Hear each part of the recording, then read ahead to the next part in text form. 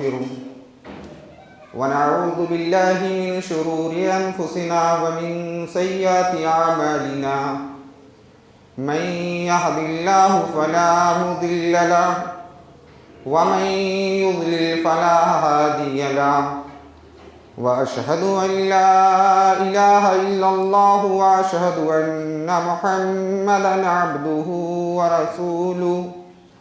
أرسله بالحق بشيرا ونذيرا أما بعد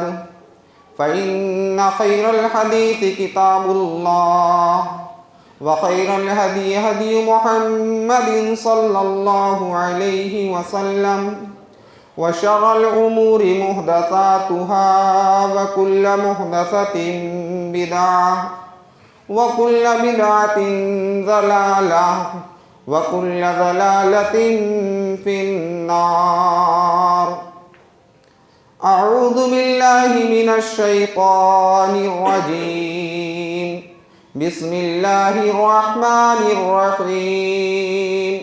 يا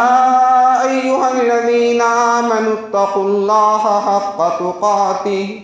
ولا تموتن إلا وأنتم مسلمون. يا أيها الناس اتقوا ربكم الذي خلقكم من نفس واحدة وخلق منها زوجها وبث منهما رجالا كثيرا ونساء واتقوا الله الذي تساءلون به والأرحام إن الله كان عليكم رقيبا. يا أيها الذين آمنوا اتقوا الله وقولوا قولا سديدا يصلح لكم أعمالكم ويغفر لكم ذنوبكم ومن يطع الله ورسوله فقد فاز فوزا عظيما. وقال الله تبارك وتعالى في القرآن المجيد: يا أيها الذين آمنوا ادخلوا في السلم كافة ولا تتبعوا خطوات الشيطان إنه لكم عدو مبين. فإن ضللتم من بعد ما جاءتهم البينات فاعلموا أن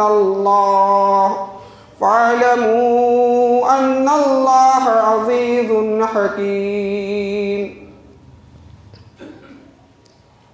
اللهم انفعني بما علمتني وعلمني ما ينفعني وزدني علما. سبحانك لا علم لنا إلا ما علمتنا إنك أنت العليم الحكيم. رب اشرح لي صدري ويسر لي أمري واحلل عقدة من لساني يفقهوا قولي. رب زدني علما.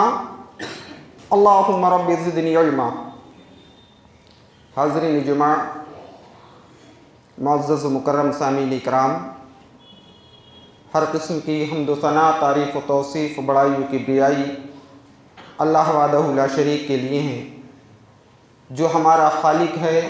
مالک ہے اور رازق ہے. بعدہ درود اور سلام کا نزول ہو تمام انبیاء اکرام علیہ الصلاۃ والتسلیم پر، بالخصوص ہمارے آخری نبی پر، ان کی آل و اصحاب پر. اللہم صلی علی محمد وعلی آل محمد کما صلیت علی ابراہیم وعلی آل ابراہیم انک حمید مجید. اللہم بارک علی محمد وعلی آل محمد کما بارکت علی ابراہیم وعلی آل ابراہیم انک حمید مجید. اللہ تبارک و تعالی نے اس دنیا کے اندر بے شمار مخلوقات کو پیدا فرمایا ہے، اور اس بے شمار مخلوقات میں ہم انسانوں کو سب سے افضل، سب سے بہتر بنا کر اس دنیا کے اندر پیدا فرمایا ہے، اور ہماری زندگی گزارنے کے لیے قیامت کی صبح تک آنے والی ہر ایک چیز کو صحیح اور غلط کیا ہے اس کو سمجھنے کے لیے اللہ تبارک و تعالی نے اپنے رسول محمد صلی اللہ علیہ وسلم کو بھیجا، اور اپنی مقدس کتاب جو ہمارے پاس موجود ہے وہ دونوں چیزیں جس پر چل کر ہم دنیا میں بھی کامیاب ہو سکتے ہیں اور مرنے کے بعد بھی انشاءاللہ اللہ تبارک و تعالی ہم سے راضی ہوگا۔ میں نے خطبہ مسنونہ کے بعد قرآن کریم کی 2 آیت آپ کے سامنے رکھی ہے، جس آیت میں اللہ تبارک و تعالی نے مومنوں کو اسلام میں داخل ہونے کا حکم دیا ہے اور اسلام میں پورے طریقے سے داخل ہونے کا حکم دیا ہے۔ معلوم یہ ہوتا ہے کہ یا ایھا الذین آمنوا ادخلوا فی السلم کافہ، اے وہ لوگوں جو ایمان لائے ہو اسلام میں پورے داخل ہو جاؤ۔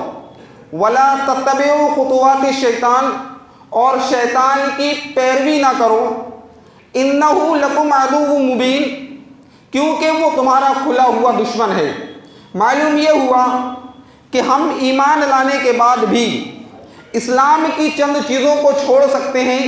اور چند چیزوں کو اپنی زندگی میں لا سکتے ہیں، کیونکہ شیطان بھی ہمارے ساتھ لگا ہوا ہے، جو یہ چاہتا ہے کہ یہ انسان میری پیروی کر کے اس دنیا سے جانے کے بعد میرا ساتھی بن جائے۔ فَإِن زَلَلْتُم مِّن بَعْدِ مَا جَاءَتْكُمُ الْبَيِّنَاتُ فَاعْلَمُوا أَنَّ اللَّهَ عَزِيزٌ حَكِيمٌ، اور یہ تمام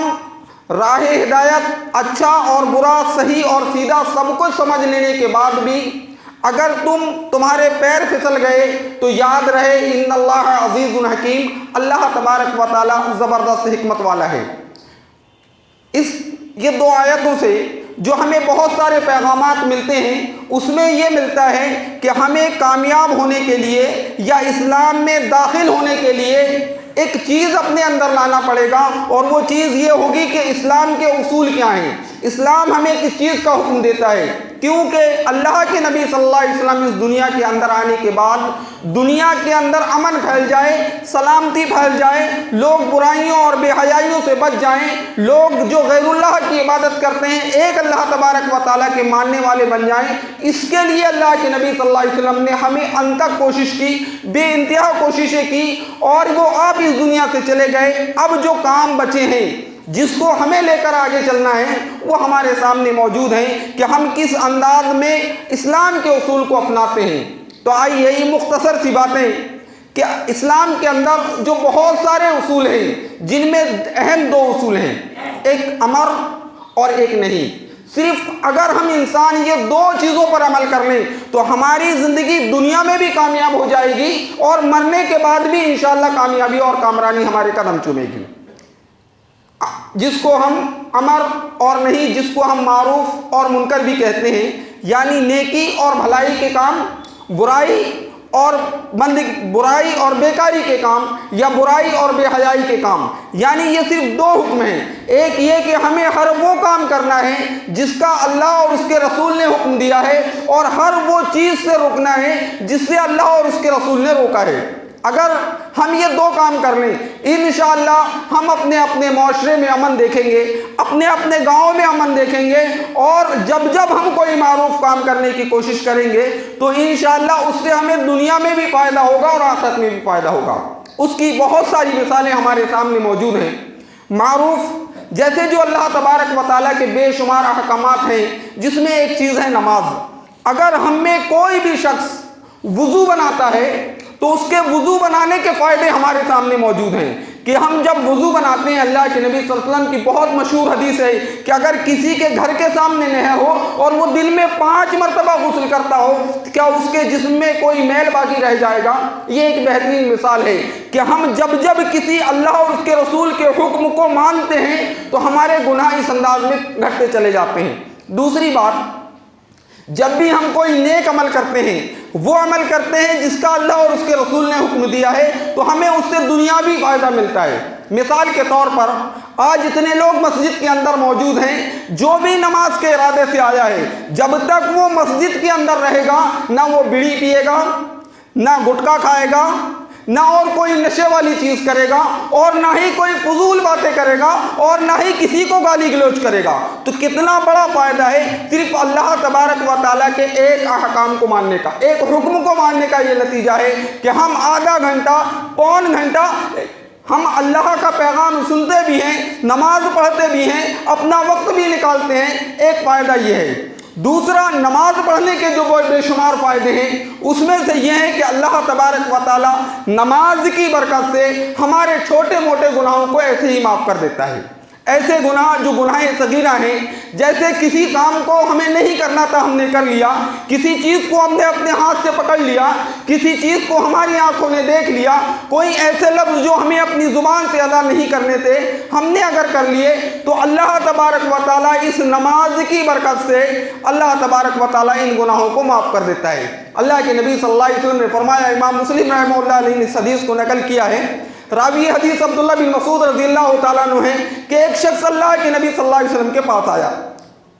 ان رجلا اتى النبي صلی اللہ علیہ وسلم اصاب قبلة من امرأة، اور وہ آ کر اللہ کے نبی سے یہ کہتا ہے، اللہ کے نبی صلی اللہ علیہ وسلم میں نے ایک عورت کو بوسہ دے دیا ہے یا لے لیا ہے جو میری بیوی نہیں ہے، ایک گناہ کر لیا ہے، اب میں کیا کروں؟ قرآن کریم کی آیت نازل ہوتی ہے، اقیم الصلاۃ طرفی النہار زلفا من اللیل ان الحسنات یذہبن السیئات، کہ نماز دن کے دونوں حصوں میں یعنی صبح اور شام نماز پڑھو، رات کے کچھ حصے میں نماز پڑھو، ان الحسنات یذہبن السیئات، بہت سارے گناہوں کو نیکیوں میں بدل جاتے ہیں، بہت سارے گناہ اللہ تبارک و تعالیٰ نیکیوں کے بدلے میں بدل دیتا ہے۔ معلوم یہ ہوا کہ ہمارے بہت سارے ایسے گناہ جو ایک انسان اللہ کے نبی کے پاس گناہ کہہ کر آ رہا ہو، اللہ تبارک و تعالیٰ اس نماز کی برکت سے اللہ تبارک و تعالیٰ اس کے چھوٹے موٹے گناہوں کو معاف کر دیتا ہے۔ اسی طریقے سے اللہ کے نبی صلی اللہ علیہ وسلم نے فرمایا ہے، الصلوات الخمس الجمعۃ الی الجمعہ ورمضان الی رمضان مکفرات بینہن، کہ جو شخص دن میں 5 مرتبہ نماز پڑھتا ہے، ایک جمعہ سے دوسرے جمعے تک نماز پڑھتا ہے، یا ایک رمضان سے دوسرے رمضان تک نماز پڑھتا ہے، اس کے چھوٹے گناہ اللہ تبارک و تعالیٰ اس نماز کی برکت سے معاف کر دیتا ہے۔ تو یہ چند چیزیں جو نماز کے تعلق سے ہمارے سامنے ہیں۔ تیسری بات، اگر ہم اللہ اور اس کے رسول کے احکام کو مانتے ہیں، ہم رمضان المبارک کے روزے رکھتے ہیں، تو اس رمضان المبارک کے روزے کے نتیجے میں ہمیں جو دنیاوی فائدہ ہوتا ہے وہ یہ ہے، عام طور سے ہم دیکھتے ہیں جب ہمارا آپس میں لڑائی جھگڑا ہوتا ہے اور ایک شخص روزے کی حالت میں ہوتا ہے تو وہ اپنے آپ کو خاموش کر لیتا ہے، یہ کہہ دیتا ہے مجھے نہیں لڑنا ہے، میں روزے سے ہوں، جبکہ روزے سے نہیں بھی ہوتا تو وہ کیا کرتا اللہ عالم، لیکن اللہ تبارک و تعالیٰ اپنے ایک حکم کو ماننے کی بنیاد پر ایک انسان کو ایسی گناہ اور بے بنیاد باتوں سے بچا لیتا ہے۔ تیسری چیز، ہم میں سے جو شخص بھی اللہ تبارک و تعالیٰ کی خوشنودی کے لیے اللہ تبارک و تعالیٰ کے راستے میں خرچ کرتا ہے، اپنے مال میں سے زکوٰۃ نکالتا ہے، اپنے مال میں سے صدقہ نکالتا ہے، یاد رہے وہ کبھی سود کا کام نہیں کرے گا اگر وہ اللہ کی خوشنودی کے لیے کرتا ہے، کیونکہ جو خود خرچ کرنے والا ہو وہ کیا دوسرے کو لوٹے گا، وہ کبھی کسی کا مال ناحق نہیں لے گا، یہ طے ہے اگر وہ اللہ تبارک و تعالیٰ کی خوشنودی کے لیے کوئی کام کرتا ہے۔ اسی انداز میں اور بہت ساری چیزیں ہیں، اگر ہم سمجھنے کی کوشش کریں تو یہ تمام چیزیں ہمارے سامنے موجود ہیں کہ جب جب ہم اللہ تبارک و تعالیٰ کے احکام پر عمل کریں گے تو اللہ تبارک و تعالیٰ ہمیں دنیاوی برائیوں سے بھی بچائے گا اور آخرت میں بھی اس کا اچھا بدلہ اللہ تبارک و تعالیٰ ہمیں دے گا۔ اسی طریقے سے اگر ہم ایسے کام کرتے ہیں جس کا اللہ اور اس کے رسول نے ہمیں منع کیا ہے، جو برائی کے کام ہیں، بے حیائی کے کام ہیں، اگر اس کام کو کرتے ہیں تو اللہ کے نبی صلی اللہ علیہ وسلم نے ہمیں بہت ساری چیزوں میں، بہت ساری احادیث میں الگ الگ انداز میں ڈرایا ہے۔ کہیں اللہ کے نبی صلی اللہ علیہ وسلم نے ایسے لوگوں کو جو دنیا کے اندر غلط کام کرتے ہیں، ہمارے معاشرے میں بدامنی پھیلاتے ہیں، اللہ کے نبی صلی اللہ علیہ وسلم نے دنیا کے اندر سزائیں دی ہیں۔ کچھ ایسے کام ہیں جن کو اگر انسان کرتا ہے، اللہ کے نبی صلی اللہ علیہ وسلم کو اللہ تبارک و تعالیٰ نے خواب کے ذریعے ان کو کچھ گناہوں کی سزا دیتے ہوئے دیکھا۔ اللہ کے نبی صلی اللہ علیہ وسلم نے کچھ ایسی چیزیں ہیں جن کو دنیا کے بہت ساری گندی چیزوں سے جوڑ کر بیان کیا ہے، لہذا ہم تمام لوگوں کو چاہیے انشاءاللہ الگ الگ کوشش کروں گا الگ الگ انداز میں کہ میں مثال دے کر سمجھا سکوں۔ جیسے ہمارے سماج کے اندر جو برائی ہے جس کو اللہ تبارک و تعالیٰ نے منع کیا ہے، یا ایھا الذین آمنوا اجتنبوا من الظن ان بعض الظن اسم ولا تجسسوا ولا یغتب بعضکم بعضا ایحب احدکم ان یاکل لحم اخیہ میتا فکرہتموہ۔ یاد رہے کہ بہت زیادہ یا ایھا الذین آمنوا اجتنبوا من الظن، اے وہ لوگوں جو ایمان لائے ہو زیادہ بیجا بدگمانیوں سے بچو۔ عام طور سے ہمارے معاشرے کا یہ حال ہے کہ ہم کسی بھی کسی بھی انسان کو دیکھ کر اپنے ذہن میں اس کے تعلق سے الگ الگ تصورات پیش کرنے لگتے ہیں۔ ہم یہ سوچنے لگتے ہیں کہ فلاں آدمی سے کیوں ملا، ایک لڑکا ایک لڑکی جا رہے ہیں، وہ کون ہیں، وہ کہاں جا رہے ہوں گے۔ یاد رہے یہ سب اللہ تبارک و تعالیٰ نے ہمارے ذمہ نہیں رکھا ہے کہ ہم ان کے بارے میں سوچیں، ان کے تعلق سے بدگمانی کریں۔ اِنَّا بَعْضَ الظَّنِّ اِثْمٌ، یاد رہے بعض بدگمانیاں گناہ ہیں، اور گناہ بھی ایسے ویسے نہیں ہیں۔ وَلَا يَغْتَبْ بَعْضُكُمْ بَعْضًا، ایک دوسرے کی غیبت نہ کرو، جو ہمارے معاشرے میں عام ہے، ایک دوسرے کو لڑانے کے لیے، ایک دوسرے کو کمتر ٹھہرانے کے لیے یا اپنی پوزیشن بنانے کے لیے لوگ ایک دوسرے کو لڑانے کے لیے اس کی چغلی وہاں، اس کی غیبت وہاں، اس انداز میں نہ جانے کیا کیا کام کرتے ہیں۔ یاد رہے جو لوگ ایسا کام کرتے ہیں، اللہ تبارک و تعالیٰ نے قرآن کے ذریعے بنایا، ہمیں فرمایا لَحْمَ أَخِيهِ مَيْتًا فَكَرِهْتُمُوهُ، اس کا گناہ یہ ہے کہ وہ اپنے مردہ بھائی کا گوشت کھائے۔ کہ ہم میں کوئی شخص یہ پسند کرتا ہے کہ ہم اپنے مردہ بھائی کا، اپنے بھائی کا گوشت کھائیں، جو انسان کے لیے حرام بھی ہے، دنیا کے اندر رہنے والے لوگوں میں سب سے چہیتا بھی ہے، اور پھر ہم اس کا گوشت کھا پکڑے تم ہم انکار کر دیں گے۔ یہ ایک گناہ ہے جس کا اللہ کے نبی صلی اللہ علیہ وسلم نے ہمیں حکم روکنے کا حکم دیا ہے، جس کے نہ کرنے کا حکم دیا ہے، لیکن اگر ہم یہ کام کرتے ہیں تو ہمارے لیے یہ سزا لاگو ہے، جو سزا ہمیں اس دنیا سے جانے کے بعد ملنے والی ہے۔ اور اگر ہم غیبت سے رک جاتے ہیں، لوگوں کی بدگمانیوں سے رک جاتے ہیں، کسی کے ملنے جلنے سے ہم اگر مطلب نہیں رکھتے، تو ہمارا معاشرہ بھی امن میں رہے گا، ہمارا سماج بھی امن میں رہے گا، لوگوں میں بھی اللہ تبارک و تعالی ہمیں عزت کا مقام عطا فرمائے گا، اللہ تبارک و تعالی ہمیں عزت دے گا۔ اسی طریقے سے ایک اور چیز جو ہمارے سماج کے اندر ہے وہ ہے سود کے تعلق سے۔ اللہ کے نبی صلی اللہ علیہ وسلم نے فرمایا اور ربا 70 حوبا،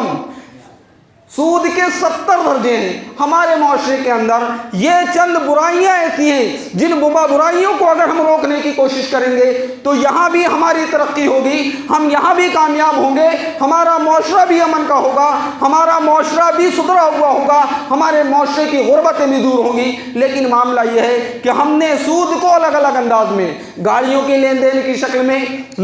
پلاٹوں کی لین دین کی شکل میں، کاروبار میں پیسوں کے لین دینے کے انداز میں، ہم نے سود کو ہر کسی نے الگ الگ انداز میں جائز کر لیا ہے۔ یاد رہے اللہ کے نبی صلی اللہ علیہ وسلم نے فرمایا سود کے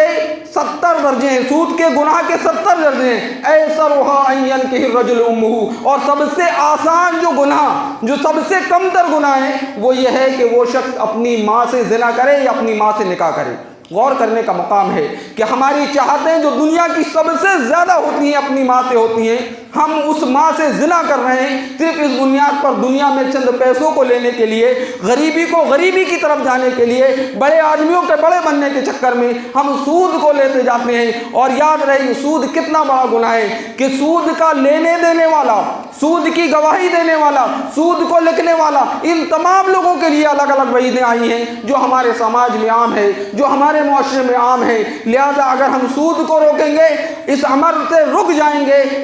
اس امر پر عمل کریں گے جو اللہ کے نبی نے بتایا ہے، اور جس چیز سے روکا ہے رک جائیں گے، تو ہمارا معاشرہ امن کا ہو جائے گا۔ اسی طریقے سے ہمارے معاشرے کے اندر جو نہیں ہے، جس کو اللہ کے نبی صلی اللہ علیہ وسلم نے منع کیا ہے، جس کی سزائیں قرآن اور حدیث کے اندر موجود ہیں، اس میں ایک چیز ہے ناپ تول میں کمی کرنا۔ حضرت شعیب علیہ السلام کی قوم میں جو عذاب آیا تھا، جب زمین میں زلزلہ آیا تھا یا زمین میں دھسا دی گئی تھی، اس کی ایک وجہ یہ تھی کہ شعیب علیہ السلام کی قوم ناپ تول میں کمی کیا کرتی تھی۔ وَأَخَاهُمْ إِلَىٰ مَدْيَنَ شعیب، ہم نے شعیب کو ان کے بھائی شعیب کو مدین کی طرف بھیجا، یعبد اللہ، اور انہوں نے حکم دیا تھا لوگوں ایک اللہ تبارک و تعالیٰ کی عبادت کرنا، اس کے ساتھ کسی کو شریک نہ کرنا، اور ناپ تول میں کمی نہ کرنا، زمین میں فساد نہ کرنا۔ ان کے دور میں جو ایک بڑی بیماری تھی غیر اللہ کی عبادت کے ساتھ ساتھ وہ یہ تھی کہ لوگ جب لیتے تھے تو زیادہ لیتے تھے، جب دیتے تھے تو زیادہ دیتے، کم دیتے تھے۔ اور ہمارے معاشرے کے اندر، ہم مومنین کے اندر، ہم مسلمانوں کے اندر بھی یہ برائیاں عام ہیں، چاہے ہم کسی بھی پیمانے پر اپنا کام کرتے ہوں، کسی بھی انداز میں اپنا کاروبار کرتے ہوں، لیکن ہمارے یہ حال ہیں، چاہے وہ بڑے کانٹے سے کریں، ناپ کر کریں، تول کر کریں، چھوٹے کانٹے سے کریں، چاہے ہم سونے کا بزنس کرتے ہوں یا لوہے اور سریے کا کام کرتے ہوں، ہمارے اندر یہ برائی موجود ہے۔ حقیقت میں اگر ہے تو ہمیں انتظار کرنا ہوگا ایسی سزاؤں کا جو اللہ تبارک و تعالیٰ نے شعیب علیہ السلام کی قوم کو اور ان کے علاوہ دیا تھا۔ اس کے علاوہ اور بہت ساری چیزیں ہیں۔ ایک اور چیز ہے ہمارے معاشرے کے اندر، اللہ کے نبی صلی اللہ علیہ وسلم حضرت ابن عباس رضی اللہ تعالیٰ عنہ بیان کرتے ہیں کہ اللہ کے نبی صلی اللہ علیہ وسلم کا گزر ایک دو قبروں کے پاس سے ہوا۔ اللہ کے نبی صلی اللہ علیہ وسلم نے فرمایا انہما لا یعذبان، یہ جو دونوں قبر والے ہیں ان پر عذاب ہو رہا ہے،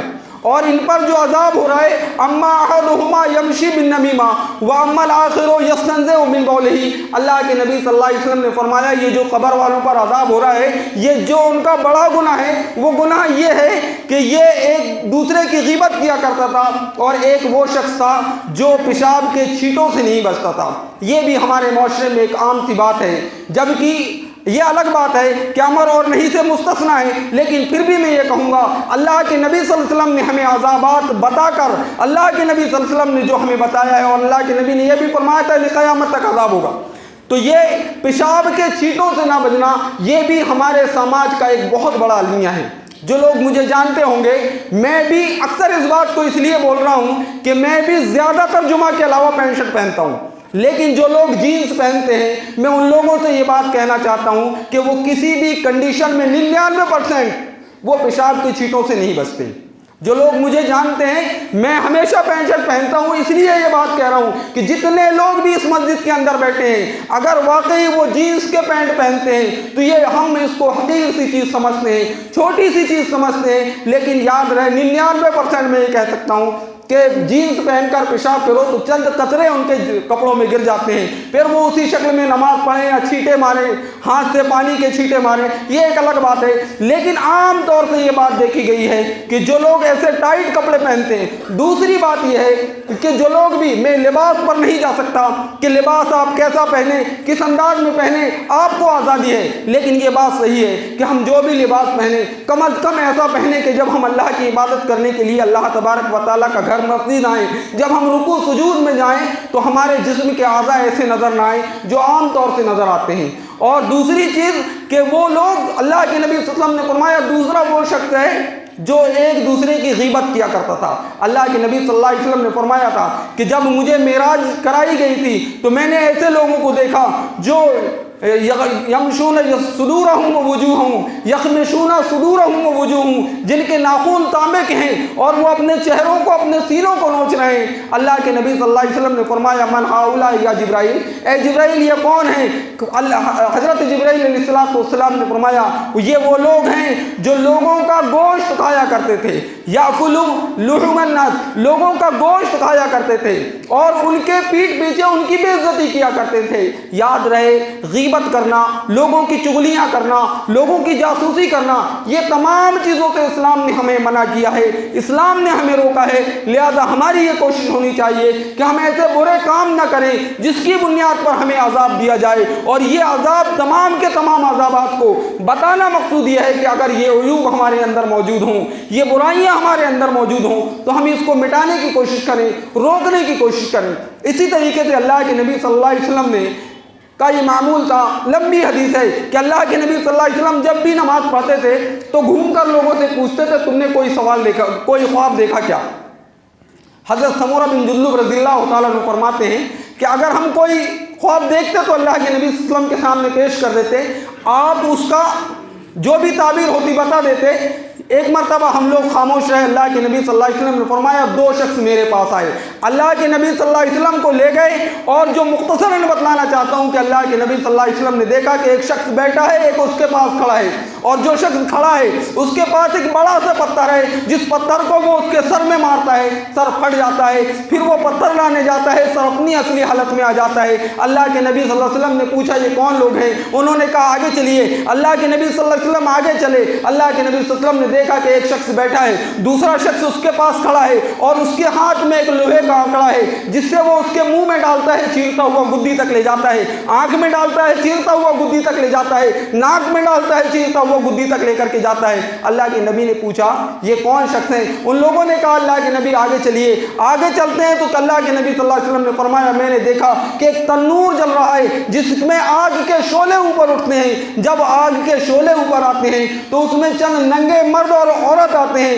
جب وہ شعلے مدھم ہو جاتے ہیں تو وہ لوگ نیچے چلے جاتے ہیں۔ اللہ کے نبی نے پوچھا یہ کون لوگ ہیں؟ پھر انہوں نے کہا آگے چلیے۔ آگے گئے تو جا کر دیکھتے ہیں کہ خون کی نہر ہے، جس میں ایک شخص باہر کھڑا ہے، ایک شخص اس کے بیچوں بیچ کھڑا ہے۔ جب وہ نکلنا چاہتا ہے تو وہ شخص اس کو مارتا ہے، وہ اپنی اصلی جگہ میں چلا جاتا ہے۔ مختصر یہ کہ اللہ کے نبی صلی اللہ علیہ وسلم نے کو جب ان دونوں نے، وہ جبرائیل علیہ السلام نے یہ بات بتائی کہ یہ کون کون ہیں، تو یاد رکھیے یہ سزائیں، یہ برائیاں، یہ خوبیاں یا خامیاں ہمارے اندر ہوں تو ہم ان کو نکالنے کی کوشش کریں۔ یہ عذاب اللہ کے نبی صلی اللہ علیہ وسلم کا دکھانا ہمارے لیے مقصود یہ ہے کہ کہیں ہم بھی اس میں ملوث نہ ہو جائیں، ہم اس میں بچیں۔ اس لیے اللہ کے نبی صلی اللہ علیہ وسلم نے یہ ساری باتیں ہمارے سامنے بیان کی۔ فرمایا پہلا شخص جس کو پتھر سے کچلا جا رہا ہے یہ وہ حافظ قرآن تھا، یا وہ قرآن کا پڑھنے والا تھا جس نے پڑھنے کے بعد بھول گیا تھا۔ ایک حدیث کے مطابق اللہ کے نبی صلی اللہ علیہ وسلم نے فرمایا ھذا ینام عن الصلاۃ المکتوبہ، یہ وہ شخص ہے جو فرض نماز کے موقع پر سویا رہا کرتا تھا، فرض نمازوں کے ٹائم سویا رہا کرتا تھا، فجر کی بات نہیں، فرض نمازوں کے ٹائم سویا رہا کرتا تھا۔ معلوم وہ یہ ہوا کہ یہ سزا ایک پتھر سے کچلنا، اور کب تک کچلا جائے گا جس کا اندازہ نہیں ہے۔ اللہ کے نبی صلی اللہ علیہ وسلم نے ہمیں یہ بتایا ہے کہ اس کا اتنا بڑا گناہ ہے۔ کیا ہم میں کتنے ایسے لوگ ہوں گے جو بچپنے میں قرآن پڑھا تھا، قرآن کو یاد کیا تھا، ایک وقت آیا اپنے اپنے دور میں، اپنے اپنے انداز میں، اپنے اپنے بزنس میں نکل گئے، نہ اس قرآن کو پڑھا، نہ اس پڑھے ہوئے قرآن پر عمل کرنے کی کوشش کی۔ یاد رہے ہمارے سر کو پتھر سے کچلا جائے گا۔ دوسرا یہ کہ ہم کتنی نمازوں کو جاگتے ہوئے چھوڑ دیتے ہیں، جبکہ انسان جب سوتا ہے تو وہ مرفوع القلم ہوتا ہے۔ لیکن اللہ کے نبی صلی اللہ علیہ وسلم کی یہ بات جو بخاری کے اندر موجود ہے، ھذا ینام عن الصلاۃ المکتوبہ، کہ وہ فرض نماز کے ٹائم سویا رہا کرتا تھا، ہماری کتنی نمازیں چھوٹ گئیں۔ دوسری بات اللہ کے نبی صلی اللہ علیہ وسلم نے فرمایا دوسرا شخص جس کی جبڑوں کو چیرا جا رہا ہے گدی تک، جس کی آنکھ میں آنکڑا ڈال کر پیچھے لے جایا جا رہا ہے، یہ وہ شخص تھا جو جھوٹ بولتا تھا۔ ہمارے معاشرے کے اندر یہ بات عام ہے۔ اور اللہ کے نبی صلی اللہ علیہ وسلم نے یہ بھی فرمایا یہ ایسا شخص تھا جو صبح کو اپنے گھر سے نکلتا تھا اور زمانے میں جھوٹ کو پھیلانے کی کوشش کرتا تھا۔ اس وقت یہ تصور کتنا مشکل تھا، لیکن آج ہمارے سامنے جو موبائل ہیں، نہ جانے ہم کسی بھی واقعات کو، کسی کی بھی کہانی بنا کر، کسی کو بھی جھوٹا گڑھ کر، کوئی بھی چیز کو، یہاں تک کہ قرآن اور حدیث کا نام لے کر بھی ہم نے بلا تحقیق صبح اٹھ کر واٹس ایپ اور فیس بک کے ذریعے، ٹویٹر اور الگ الگ انداز میں ہم ایسی جھوٹی خبروں کو عام کرتے ہیں جو دنیا کے اندر پھیل جاتی ہیں۔ یاد رہے ہم بغیر تحقیق کے ایسے کام نہ کریں، چاہے وہ قرآن و حدیث کے نام پر ہو، چاہے مذاق کے نام پر ہو، چاہے کسی کی کھلیاں اڑانے کے نام پر ہو۔ اگر ہم ایسا کریں گے، یاد رہے اللہ کے نبی صلی اللہ علیہ وسلم نے ہمیں وہ خبر سنا دی ہے، وہ بات بتا دی ہے کہ ہمارے جبڑوں کو چیرا جائے گا، گدی تک کیا عالم ہوگا۔ ہم اپنے آپ میں کبھی اگر منہ میں چھالے ہو جائیں تو ہم اس کی تکلیف کو برداشت کرنا مشکل ہو جاتا ہے، جب ہمارے منہ کو چیرا جائے گا، آنکھ سے ڈال کر چیرا جائے گا۔ دوسری بات، تیسری یہ کہ اللہ کے نبی صلی اللہ علیہ وسلم نے فرمایا ایک ایسا شخص جو تنور کے ساتھ اوپر آ رہے تھے، وہ زناکار مرد اور عورت تھے۔ یاد رہے ہمارے سماج کے اندر، ہماری نوجوانوں کی فیشن میں یہ بات شامل ہو گئی ہے، زنا جیسی چیز عام ہو گئی ہے جو لوگ الگ الگ انداز میں کرنے کی کوشش کرتے ہیں۔ یاد رہے اگر دنیا کے اندر ہم بچ بھی گئے، لوگوں کی نگاہ سے بچ بھی گئے، تو قیامت کے دن اس دنیا سے جانے کے بعد ہمارا کیا حشر ہونے والا ہے۔ چوتھی بات، وہی جس کو خون کی نہر سے باہر آنے نہیں دیا گیا، وہ لوگ تھے جو دنیا کے اندر سود کا کام کیا کرتے تھے۔ یاد رہے بچنے کی کوئی گنجائش نہیں۔ اسلام نے اس دنیا کے اندر امن قائم کرنے کے لیے، اسلام نے اس دنیا کے اندر شانتی پھیلانے کے لیے ایسی بہت ساری کوششیں کی ہیں، بہت سارے کام کیے ہیں جس سے اس دنیا کے اندر کا فساد ختم ہو جائے۔ یاد رہے ہم لوگوں کے درمیان صدقہ کریں، ہم لوگوں کے درمیان اس زنا سے بچنے کے لیے جو تنور میں دیکھا جا رہا ہے، اللہ کے نبی صلی اللہ علیہ وسلم نے فرمایا کل تحلیلۃ صدقہ وکل تسبیحۃ صدقہ وکل